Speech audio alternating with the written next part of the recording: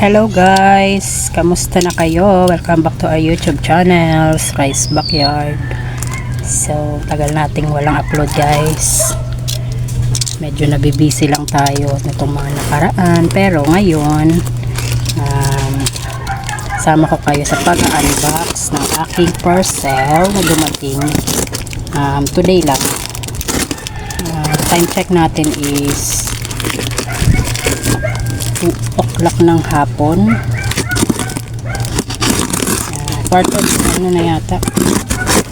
Quarter to 3. So hapon na, mainit talaga, sobrang init.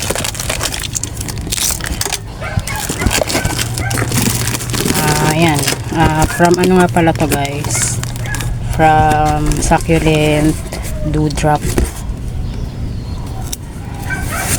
Hindi naman to karamihan guys, 3 piraso lang to, pero mga malalaki yung binili ko kasi di na ako masyadong parang pass muna ako sa mga single head dahil wala na ako mapaglagyan dito sa amin.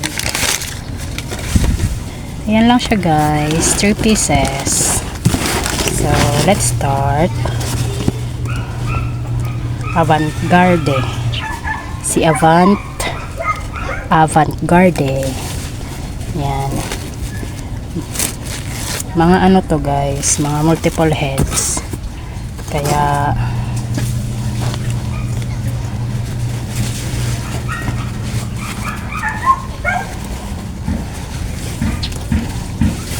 ano,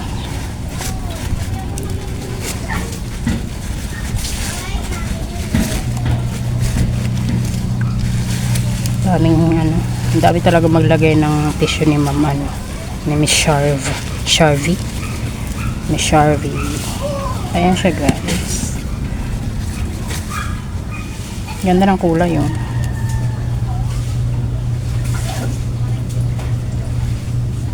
Grabe, ang ganda ng kulay, parang ang sarap ng kulay niya.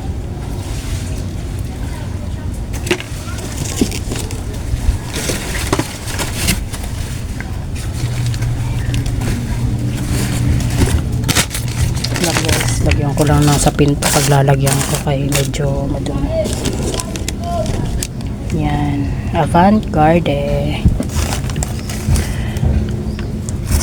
Yan.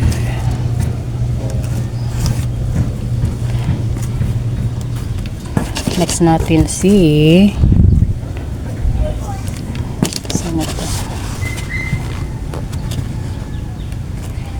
Pink Spot. Pink Spot.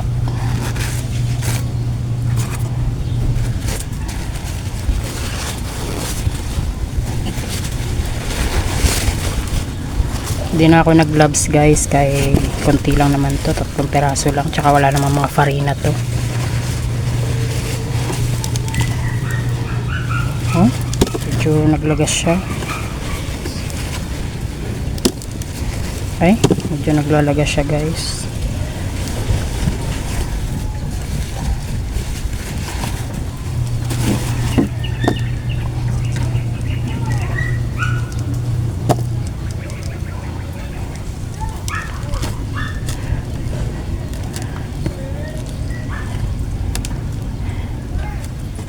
Ayan, Pink Spot. Alam nyo guys, kamukha siya ni ano, ni Piebald dear. Same ba sila? Ano lang ba sila?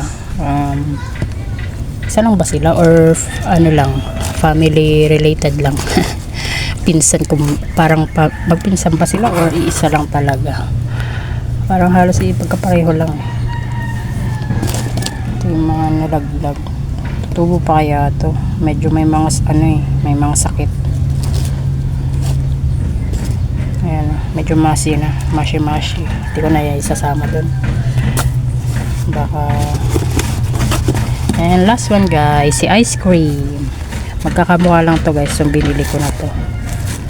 Wala lang, natutuwa kasi ako sa mga itsura nila, parang ang sasarap nilang titigan. Mga mabibilog na dahon, chubby. Yan, katulad ni Piebald. Chubby.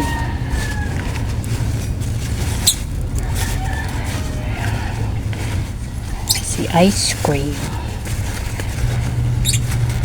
Ice cream.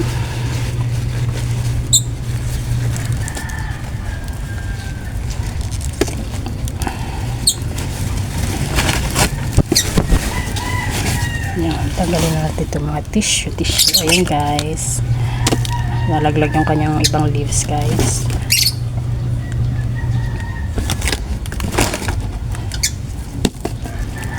Lalaglagan yung ibang leaves niya.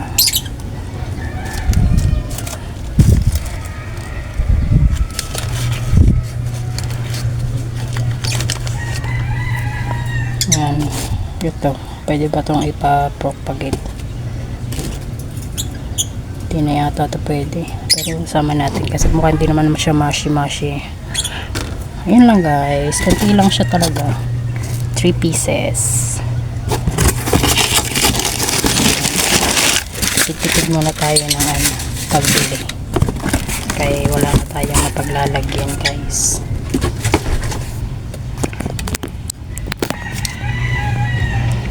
Ay. Yan. Ito na sila guys. Si ice cream. Egret ba? Egret ice cream ba siya? Si pink spot. 3 head. And then si Avant-Garde. Ang ganda ni Avant-Garde, parang ang ano ng kulay niya, parang apple. Ang sarap tingnan. Ayan guys. And then update ko na rin kayo guys sa mga iba kong succulents na medyo medyo nag-iinarte ngayong summer.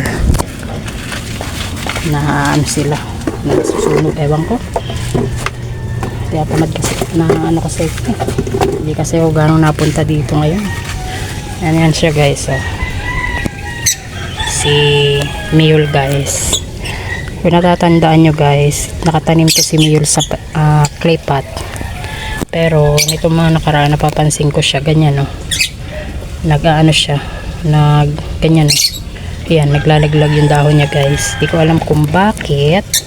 Kaya inaprot ko siya and then pinatilitan ko yung lupa kahapon. Inaprot ko siya kahapon and ewan ko kung magtutuloy-tuloy yung paglalaglag ng dahon. Di ko alam kung ano nangyari sa kanya. Tapos medyo may mga sunburn siya dyan. Ayan, daming sunburn. Tsaka ito na yung ating rochi guys.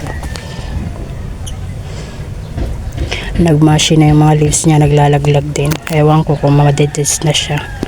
Hindi ko pa siya inaprot. Parang I don't know kung anong mangyayari. Tingnan natin kung magsasurvive sila. Then ito guys, yung iba okay pa naman sila. Yun lang talaga, yung dalawa lang yung medyo nagrat. Ayan. Tapos si guys, sino nga to? Jade plant. Mga free lang yan sa akin si jade plant.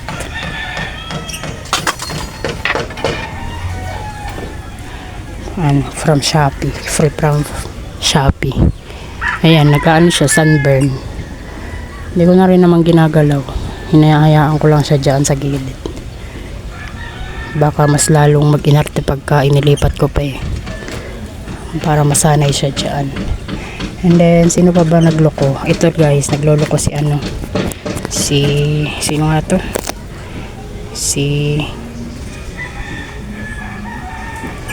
Ang tawag dito, kalimutan ko. Neon light. Si neon light guys, napansin ko yung kanyang stem nagrat, kaya pinugot ko kaagad. Ayan, yan ang natira sa kanya. Tapos pinatong ko lang siya ulit dyan. Hinatry ko na to ng mga 3 araw para matuyo yung sugat niya bago ko siya pinatong sa lupa. Until na wala pa rin siyang roots. Tagal na yung nakaganyan. And then ito guys, si pink crow. Hanggang ngayon din wala pa rin siyang mga roots. Pero at least hindi siya naglalaglag ng dahon. Hayaan ko na lang muna siya dyan. Sino pa bang naglolo ko ngayon? Tingnan nyo guys yung aking Purple Delight. Wala ng dugo. Putlang putla. Namumutla. Ang putla ni Purple Delight. Dito kasi yan siya guys nakalagay sa bungad. Tutok yung araw niya pag morning. Ewan ko. Dati naman na nilagay ko siya dyan. Okay siya. Parang nagbabalik yung kulay niya. Pero nung kahapon din napansin kong maputla na siya. Naging yellow na siya. Pero di naman siya nagmamashi. Yan lang. Yung kulay niya kulay yellow na. Hindi na pinky. Pinky. Tapos ito si Firestorm guys. Nag-ano rin siya. Nag-stem rot. Nirepat ko. Ay naputol na nga eh. Bumagsak na yung stem niya. Hindi ko na lang ginagalaw. Hayaan ko siya dyan. Baka mabuhay pa siya. Baka ma-survive niya pa tong summer. Ayan. Ito yung isa kong Purple Delight. Okay pa rin naman siya. Piebald. Ang ating piebald. Okay pa rin naman. Ang laki na ng pups niyang bagong tubo dito sa akin. Diba? Ang cute. Parang feeling ko dalawang head siya. Tumutubo. Tapos ito yung ating guys, cream puff. Ay naku, iwan ko dito kay cream puff. Di ko na nga halos dinidiligan kay parang ayaw niya ng tubig. Ganyan pa rin. Nag-ano siya, yun. Nangitim na. Inis na ako dito kay cream puff na to eh. Nanggalin natin yung mga mashi. Baka sakali siyang ito, medyo okay pa. Ay, nalaglag pa nga. Ayaw na magpa ayan.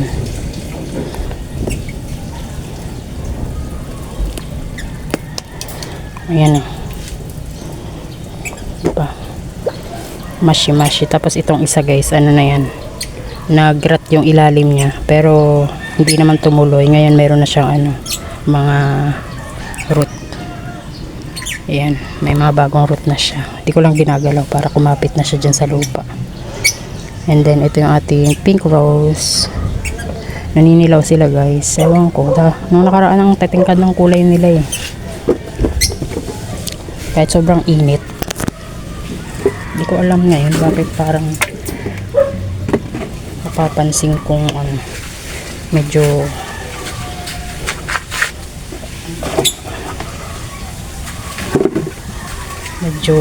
namumutla sila. Ito si ating guys, ghost plant. Ito rin ba yung mga ghost plant nyo guys? Ang alam ko kasi sa ghost plant nakabuka yung dahon na kulay white. Ito kasi medyo tumitikom siya. Ayan, kulay pink na siya. Hindi ko alam bakit ganon. And then ito na ating aron pay guys. Nag-green siya dito. Tapos ito yung ating RC. Ang ganda pa rin ng mga tip niya. Pink na pink. Diba? Tapos ito yung nahulog. Okay pa rin naman siya. Ayan, may mga bagong tubo na. Tapos ito yung ating Bainessi. Miyul. Tapos ito yung natin, snow bunny guys. Kung natatandaan nyo guys, diba 3 heads to nung tinanim ko. Itong nakaraan lang, na-overwater ko yata. Nagmashi yung isa. Mashi yung buong niya. Lahat ng dahon, tsaka yung stem niya. Na-overwater, kaya tinanggal ko agad. Buti nga hindi nadamay itong dalawa eh.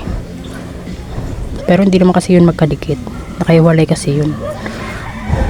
Kaya siguro hindi humawa dito sa dalawa. Ito lang dalawa ang magkadikit. Kaya kapag isa yung narat dyan, baka mahawa yung isa. Tapos ito yung mekaduki ko dyan, guys. Nag-etoliolate siya, guys.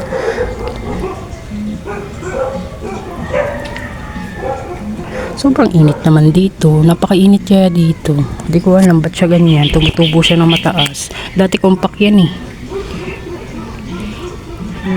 Tapos tingnan niyo yung pistachio ko guys. Bukang-buka na yung kanya leaves. Magpa-flower na rin siya. Saka ko natanggalin pag lumabas na yung flower. Baka magtampurorote. And then, ito yung ating iba. Yan. Si Purple Champagne. Missing You. Sino nga to? White Dew. And Roma. Ito yung apple natin. Avocado pala. Avocado. Sige na ba guys, ito na patuloy ng aking pag-update guys, kay meron yata akong bisita. Bye bye guys, thank you for watching. God bless sa inyong lahat and happy planting. Bye bye.